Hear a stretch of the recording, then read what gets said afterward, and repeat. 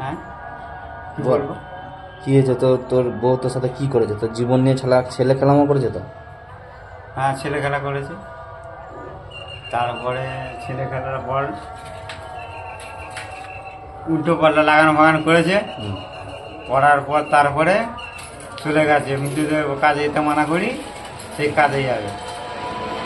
ঠাকুর করি, ডাব বিক্রি করি, সব করি, মাঠে ফাটে সব রকম খাটি, কিন্তু থাকলো না, চলে গেল।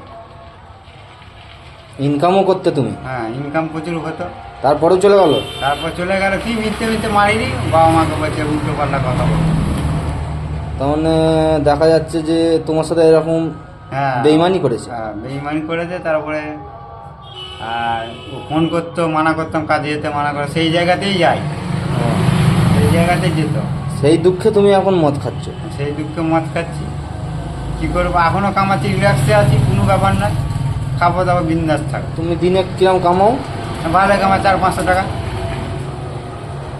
কোনো ব্যাপার না। আর ও বিয়ে করলে আমিও বিয়ে করে নেব, কোনো ব্যাপার নয়। আমার ছেলেকে নিয়ে আমি চলে আসবো, পরিষ্কার করে হয়ে গেল। হয়ে গেল ছেলে এটা তো